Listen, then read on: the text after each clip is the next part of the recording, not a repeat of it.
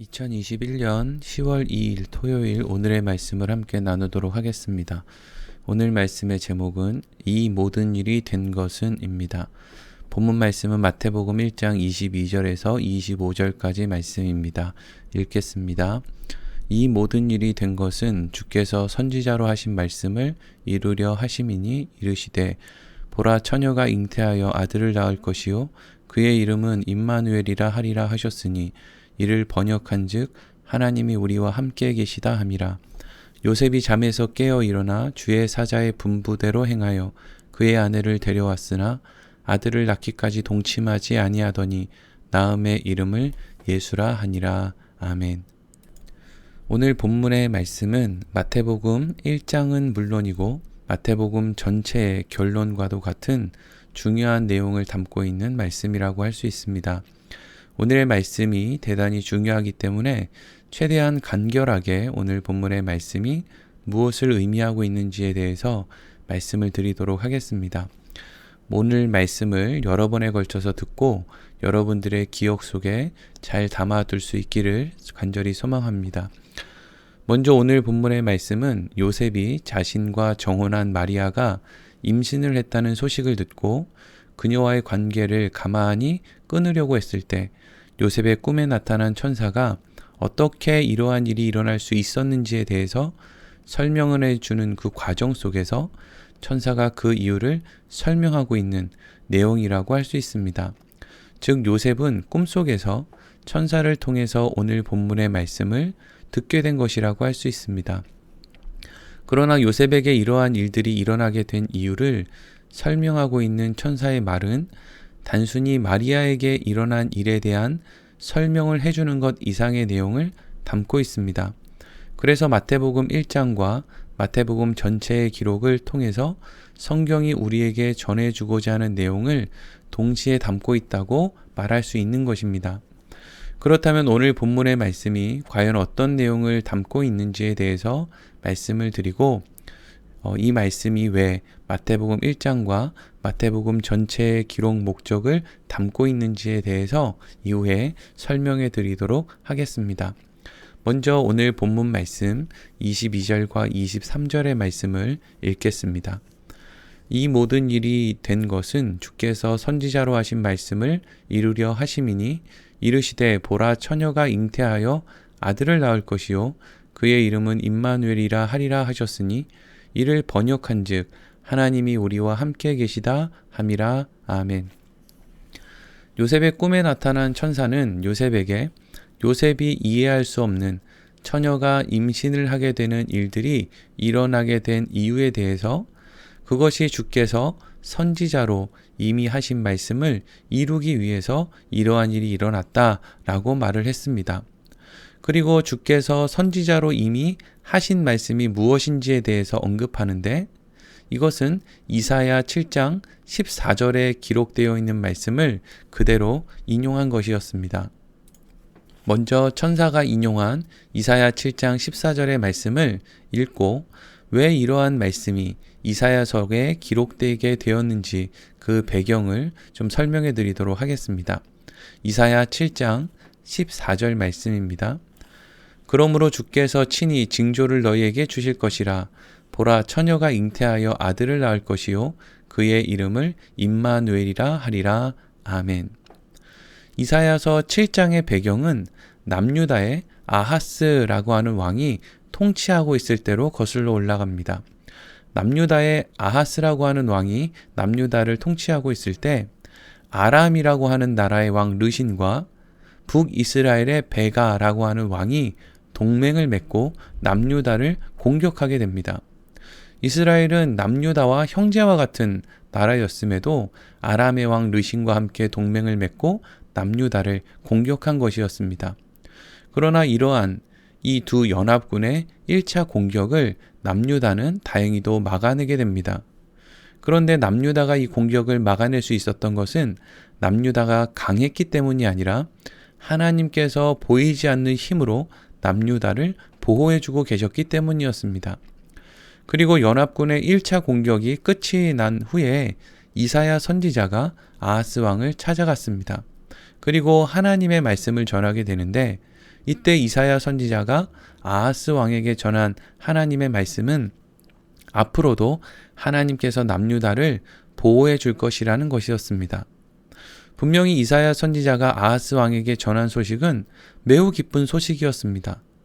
세상의 나라들이 연합을 해서 나를 노리고 있는데, 내 나라를 노리고 있는데 전능하신 하나님이 나와 내 나라를 지켜주신다. 얼마나 기쁜 일이겠습니까?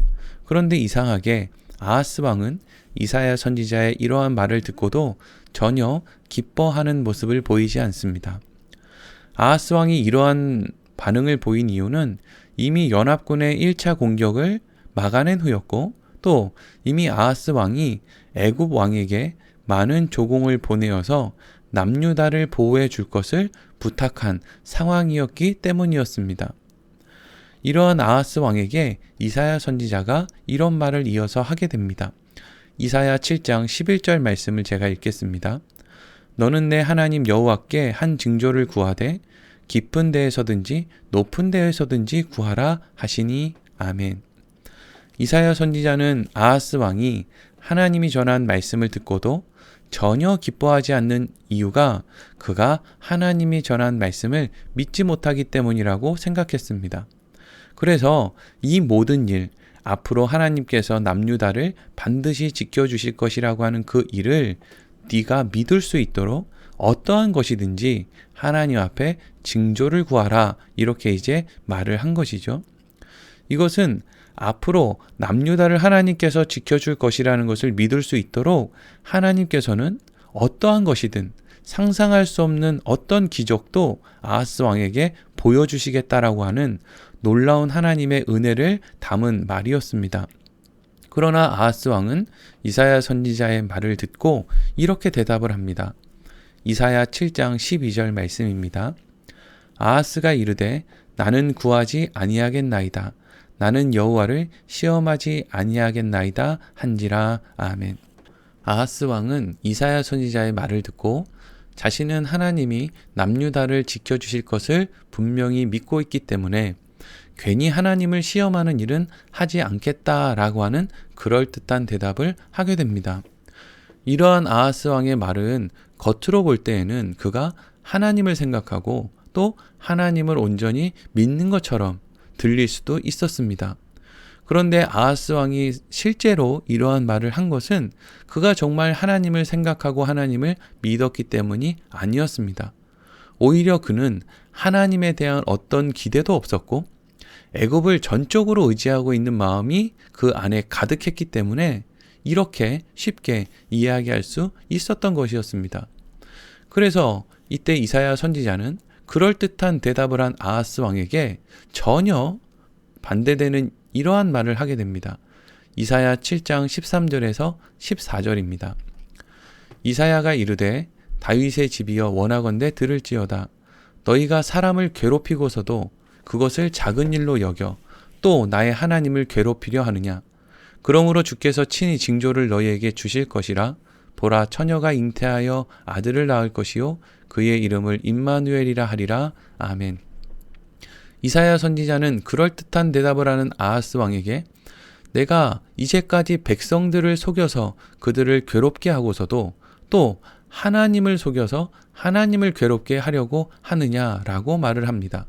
그리고 앞으로 그럼에도 불구하고 하나님께서 하실 일을 말씀하고 있는데 그것이 바로 오늘 본문에서 천사가 요셉에게 했던 보라, 처녀가 잉태하여 아들을 낳을 것이요 그의 이름을 임마누엘이라 하리라 라고 하는 말씀이었습니다. 결국 아하스 왕과 이사야 선지자의 대화를 정리하면 아하스 왕은 하나님을 믿는 것처럼 말하고 있지만 실제로는 하나님을 전혀 믿지 않고 철저히 세상만을 의지하고 있는 그러한 남유당의 왕이었다라는 것을 알 수 있습니다.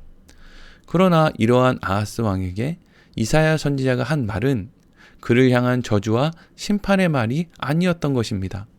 그렇기 때문에 하나님께서는 겉으로는 하나님을 믿지만 속으로는 전혀 하나님을 믿지 않는 사람들을 위해서 처녀가 잉태하는 것과 같이 이 세상은 만들어낼 수 없는 일을 통해서 이 세상에 아이가 태어나게 될 것인데 하나님께서는 그 아이를 통해서 하나님께서 자격 없는 사람들과 그럼에도 불구하고 함께 해주시는 분이심을 확인하게 될 것이다 라고 하는 소망의 말을 한 것이었습니다. 오늘 말씀을 시작하면서 오늘 말씀이 마태복음 1장 전체와 또 마태복음 전체가 우리에게 전하고자 하는 내용을 담고 있다라고 말씀을 드렸습니다. 왜 그렇게 말할 수 있었겠습니까? 마태복음을 시작하면서 등장했던 예수 그리스도의 족보는 하나님의 전적인 은혜 가운데 세워진 하나님의 나라를 설명해 주고 있습니다. 아브라함으로부터 시작하여 예수 그리스도까지 이어지는 모든 족보는 자격이 없는 여인, 즉 다말, 라합, 룻, 밧세바와 같은 여인이 없었으면 결코 이어질 수 없는 족보입니다. 그리고 의로운 사람이라고 불리지만 결국 마리아를 믿지 못하고 자신의 생각, 자신이 믿고자 하는 것만을 믿고 마리아와는 한마디 대화도 해보지 않은 요셉. 그래서 그를 가만히 끊어버려 그가 죽든 살든 상관하지 않고 자신의 의로움을 지키려고 했던 그 요셉을 통해서 이 땅에 태어나실 예수 그리스도에 대해 이어지는 그 설명은 바로 하나님을 믿노라고 말하지만 결코 하나님을 믿지 못하고 오히려 자기 생각을 더 믿고 세상을 의지하는 사람들을 드러내고 있는 것이고, 이러한 이유로 인해서 하나님께서는 직접 하나님의 아들 독생자 예수 그리스도를 이 땅에 보내셔서 사람들을 가르쳐서 자격을 주는 방법이 아니라 자신이 모든 자격을 만들어내시고 자격 없는 사람들을 위해 그들을 대신해서 죽으시고 자신이 만들어낸 자격을 자격 없는 자들에게 값없이 주심으로 이 세상에 하나님께서 그들과 함께 하신다라는 것을 예수 그리스도를 통해서 이루어내겠다라고 하는 이야기를 하고 있는 것입니다. 사랑하는 성도 여러분, 왜 유대인들은 예수 그리스도를 하나님께서 보내신 메시아로 받아들이지 못하고 결국 예수님을 십자가에 내어줄 수밖에 없었습니까? 예수님이 잘못된 행동을 했기 때문입니까? 아니면 수많은 기적을 그들에게 보이지 않았기 때문입니까? 그렇지 않습니다. 예수님이 이 땅에 오셔서 하신 모든 일들은 하나님께서 보내신 예수님으로서의 이해를 사람들이 얼마든지 할 수 있도록 하는 징조가 될 정도였습니다. 그럼에도 불구하고 사람들이 예수님을 믿지 않았던 것은 그들은 애초에 하나님을 믿었던 것이 아니라 하나님의 힘만을 이용하려고 했고, 그들이 믿었던 것은 오직 자기들의 생각뿐이었다라는 것을 드러내고 있는 것입니다. 그래서 마태는 그러한 사람들을 위해서 이 땅에 예수 그리스도께서 오셔서 죽으실 수밖에 없었고, 하나님의 나라는 인간의 욕망을 채워줄 수 있는 곳이 아니라 바로 그러한 사랑과 은혜가 가득한 온전하신 왕, 온전하신 아버지가 계신 곳이라고 말하고 있는 것입니다. 우리는 오늘 하나님께서 이사야 선지자를 통해서 하신 말씀을 통해서 하나님의 나라가 어떤 곳인지를 분명하게 알 수 있습니다. 하나님의 나라가 어떤 곳입니까? 하나님께서 아무런 자격이 없는 사람들, 하나님을 믿노라 말하지만 철저하게 하나님을 버리고 세상을 이미 택한 사람들, 자기 자신만을 믿는 어리석은 인생들을 불러서 하나님의 사랑과 은혜의 나라로 데려가시는 것, 그것이 바로 하나님의 나라입니다. 그렇기 때문에 이러한 하나님의 나라의 부름을 받은 사람들이 얼마나 복된 사람들이겠습니까? 그래서 이렇게 부름을 받은 사람들은 복음을 들었다라고 이야기를 할 수 있는 것이죠. 그런데 어떤 사람이 복음을 듣고 어떤 사람이 복된 자리에 서 있는 사람입니까?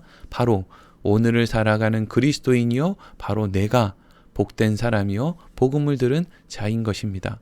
우리는 날마다 이것을 생각하며 넉넉하고 아름답고 복된 우리에게 남아있는 삶을 살아가야 하겠습니다. 오늘 말씀을 마치도록 하겠습니다.